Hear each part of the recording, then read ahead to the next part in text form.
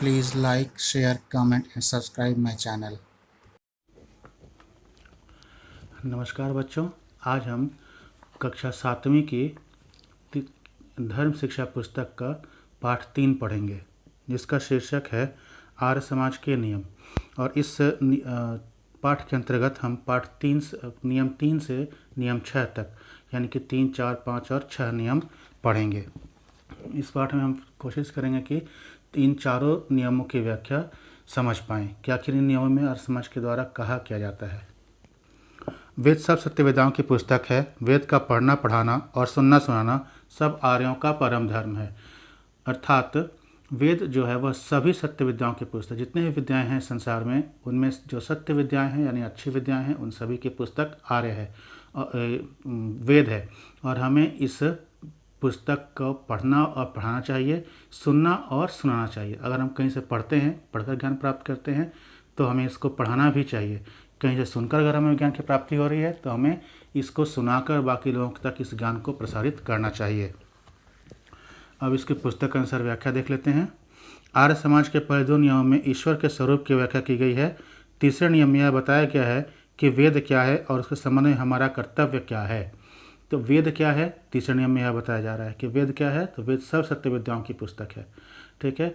और हमारा बाकियों के प्रति या वेद के प्रति हमारा क्या कर्तव्य है, तो हमें उसे सुनना, सुनाना, पढ़ना और पढ़ाना चाहिए। यही हमारा कर्तव्य है। वेद 4 हैं: ऋग्वेद, यजुर्वेद, सामवेद, अथर्ववेद। ये 4 वेद हैं, सभी को पता है। इस नियम में वेद शब्द पहले और सत्य विद्याएं बाद में। इसका अभिप्राय यह है कि किसी भी विद्या सत्य और कौन सी नहीं, इसका निर्णायक वेद है। कौन सी विद्या सत्य है और कौन सी विद्या सत्य नहीं है, इसका निर्णय करने वाला वेद है। अर्थात जो विद्या, जो जानकारी हमारे पास है, वह अगर वेदों के अनुकूल है तो वह सत्य है, और अगर वह वेदों के अनुकूल नहीं है तो वह असत्य है। यही प्रमाणित करने वाला है, वेद ही प्रमाणित करने वाला है कि क्या सत्य है और क्या असत्य है। वेद के द्वारा सत्यासत्य की परख होनी चाहिए। वेदों के माध्यम से ही सत्यासत्य, सत्य और असत्य की परख होनी चाहिए। जो हम जांच करते हैं कि क्या सत्य और क्या असत्य है, तो इसकी जांच हम ऐसे नहीं करेंगे। हम उसका आधार क्या होगा, उसका आधार वेद होंगे। किसी भी भ्रांति या हट के आधार पर सत्य, असत्य या वेद की परख नहीं हो सकती। कई बार हम लोग क्या करते हैं कि अपनी सोच, समझ या भ्रांति, किसी भ्रम के आधार पर एक अपना कॉन्सेप्ट बना लेते हैं कि हाँ यही होता है, और कहीं से हम गलत जानकारी ले लेते हैं और फिर उसी जानकारी को सही मानकर अपना लेते हैं, ठीक है।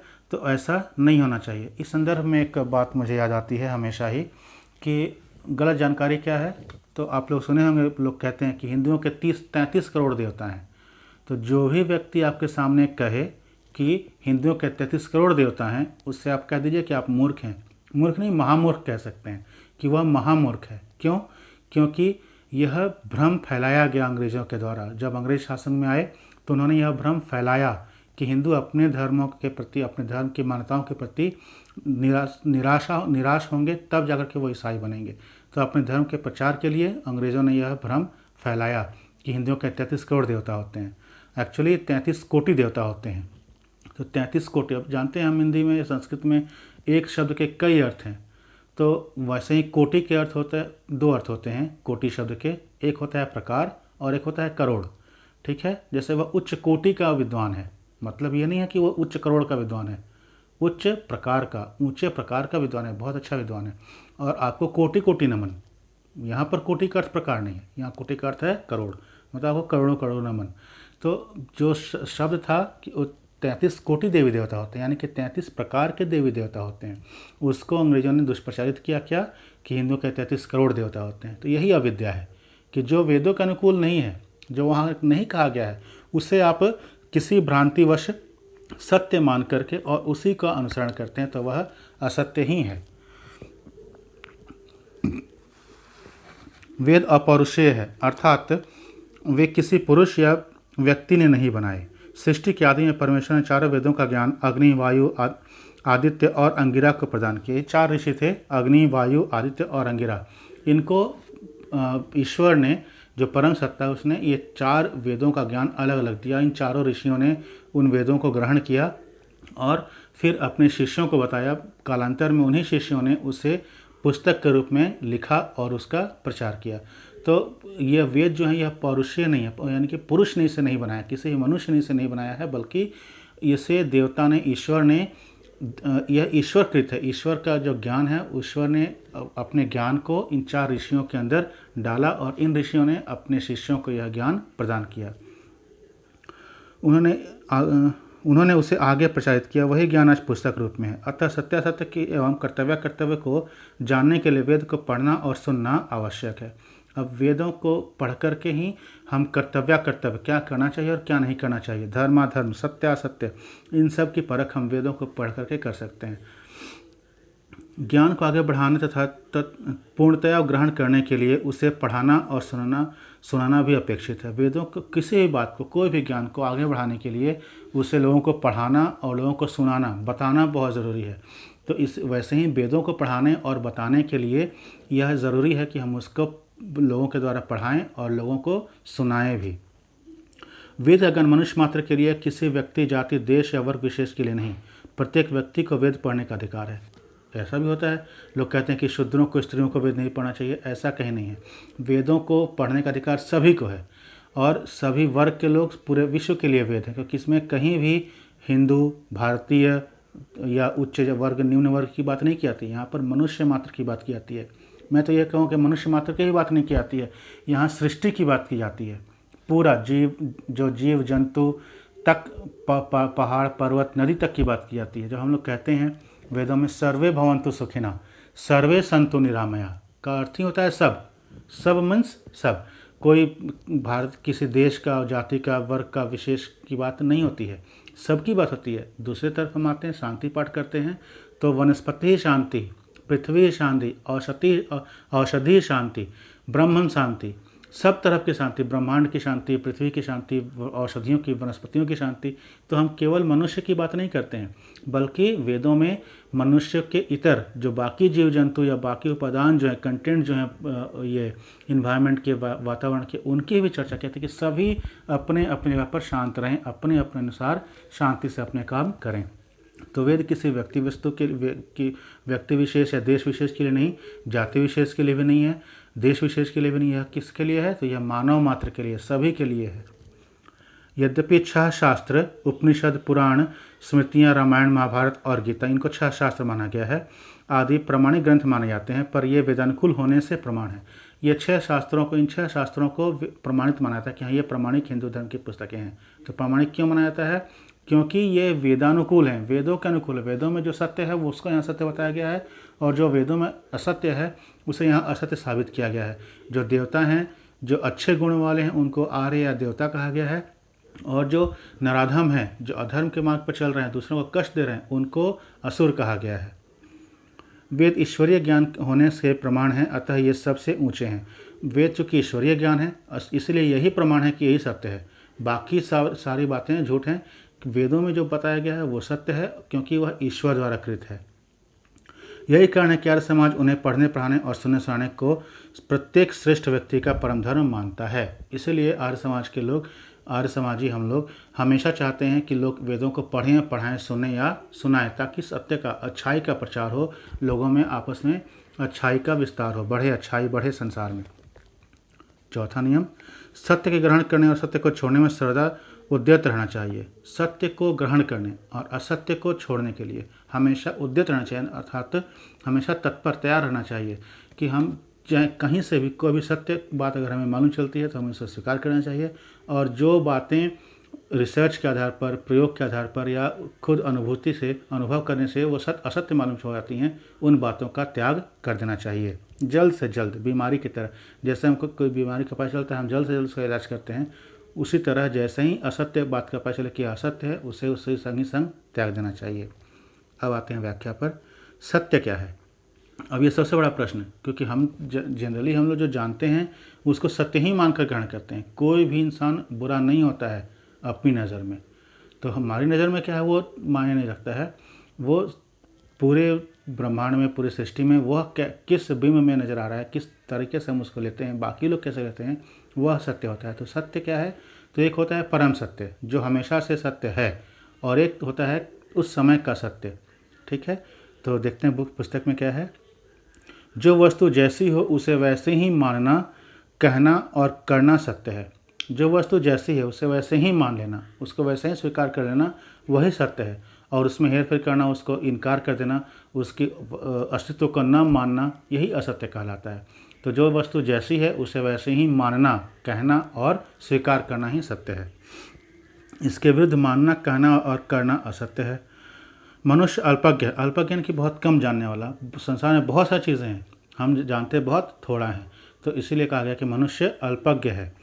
उसे स्वभावतः सत्य और असत्य का सही ज्ञान नहीं हो पाता।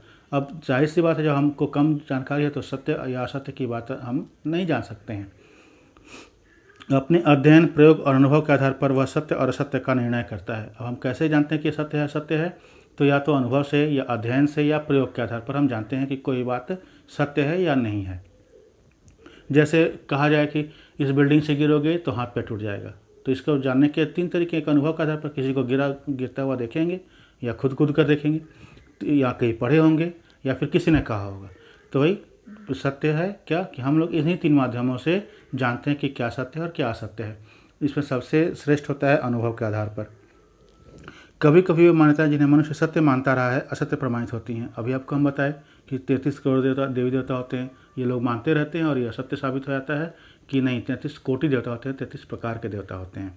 तो कभी कभी मान्यताएं जो मानता रहता है मनुष्य वह असत्य साबित हो जाती हैं, और कभी कभी असत्य मानी गई बातें सत्य सिद्ध होती हैं, और कभी कभी असत्य मानी गई बातें भी सत्य सिद्ध हो जाती हैं। पहले कुछ लोग धरती को चपटी मानते थे, पर यह गोल सिद्ध हुई। पहले लोग मानते थे कि धरती चपटी है, थाली की तरह है, हम उस तरफ जाएंगे तो गिर जाएंगे।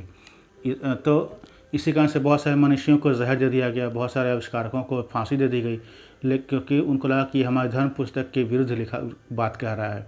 लेकिन बाद में कालांतर में यह सत्य साबित हुआ कि पृथ्वी गोल है।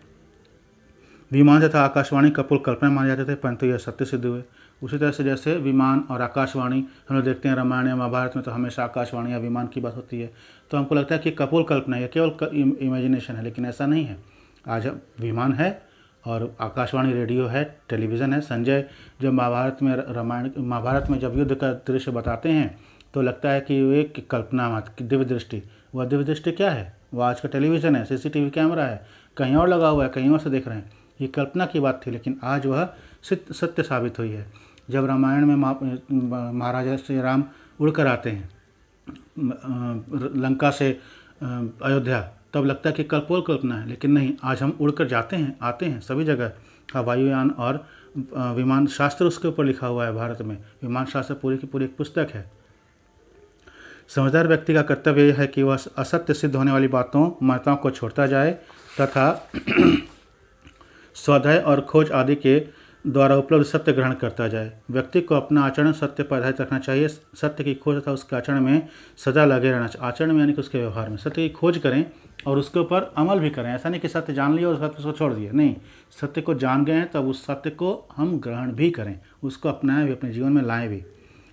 असत्य को तुरंत छोड़ देना चाहिए और असत्य को संग ही संग, आपको हम बताएं पहले, जैसे बीमारी का हम लोग इलाज करते हैं, वैसे ही सबसे बड़ी बीमारी असत्य को सत्य मानकर रहना है। तो उसका हमें जल्द से जल्द इलाज करना चाहिए और उसको जल्द से जल्द त्याग देना चाहिए, छोड़ देना चाहिए। 5वां नियम, सब काम धर्मानुसार अर्थात सत्य और असत्य को विचार कर करने चाहिए।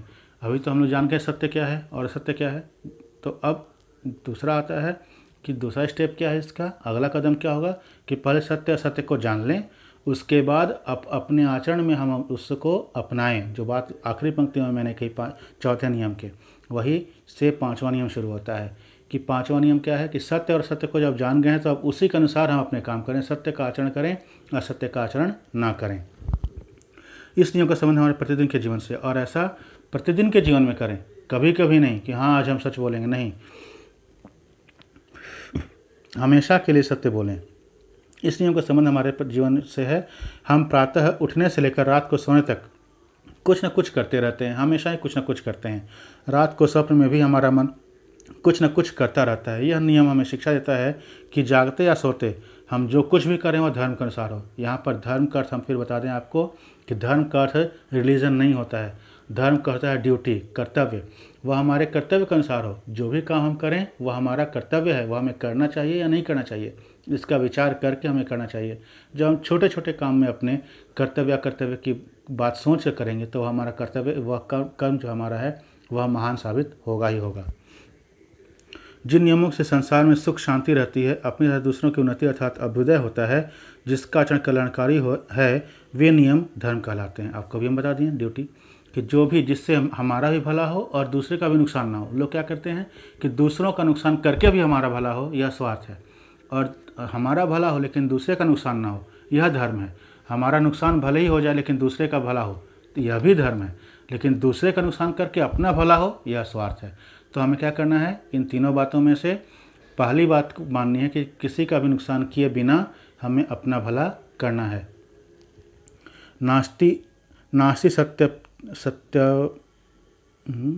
नास्ति सत्यात्परो धर्मो नास्तात्पकं परम। सत्य से बड़ा धर्म और असत्य से बड़ा पाप नहीं है। सत्य से बड़ा धर्म और असत्य से बड़ा पाप नहीं है, यानी कि अच्छे कर्म करने से बड़ा धर्म नहीं है और बुरे कर्म करने से बड़ा कोई पाप नहीं है। छठा नियम जो इस पाठ का आखिरी, संसार का उपकार करना इस समाज का मुख्य उद्देश्य है, अर्थात शारीरिक, आत्मिक और सामाजिक उन्नति करना। तो अब आते हैं इसके बाद जब सत्यासत्य की जानकारी हो गई तो अब क्या करेंगे, उसको जीवन में अपनाएंगे, और जीवन में अपनाएंगे तो क्या होगा, उन्नति होगी। तो उन्नति कैसे होगी, तो शुरुआत होगी व्यक्तिगत रूप से, फिर परिवार, व्यक्ति अपना उत्थान करेगा, परिवार का उत्थान होगा। एक परिवार के प्रत्येक व्यक्ति अपना उत्थान करेंगे तो परिवार का उत्थान हो जाएगा। प्रत्येक मोहल्ले के प्रत्येक परिवार अपना उत्थान कर लेंगे तो मोहल्ले का उत्थान हो जाएगा। हर शहर के सारे मोहल्ले के लोग अपना उत्थान कर लेंगे तो शहर का उत्थान हो जाएगा। इसी तरीके से देश के सारे लोग अगर अपना उत्थान कर लेंगे तो देश का उत्थान हो जाएगा। छोटा सा एक एग्जाम्पल देते हैं आपको, जैसे अगर क्लास में हर बच्चा अपना काम सही तरीके से सही समय पर कर ले तो पूरा क्लास अच्छा हो जाएगा। क्लास के सारे बच्चे अगर किसी एक सब्जेक्ट में मान लो नंबर अच्छे लाते हैं या सारे में अच्छे लाते हैं तो पूरे क्लास का जो है वह परफॉर्मेंस बहुत अच्छा हो जाएगा। सारे बच्चे अगर अच्छा व्यवहार करेंगे तो पूरे क्लास का नाम होगा। वैसे अगर सारे स्कूल के सारे बच्चे अगर अच्छा काम करेंगे तो पूरे स्कूल का नाम होगा। तो वैसे ही देश या समाज, परिवर्तन एक से शुरू होता है और वो इन्फेक्शन की तरह फैलता है। तो वैसे ही परिवर्तन को आप फैलाइए, अच्छा परिवर्तन अपने अंदर लाइए और उसको फैलाइए, जिससे व्यक्तिगत रूप से आपका उत्थान हो और उसके बाद समाज का, देश का, पूरे विश्व का कल्याण हो।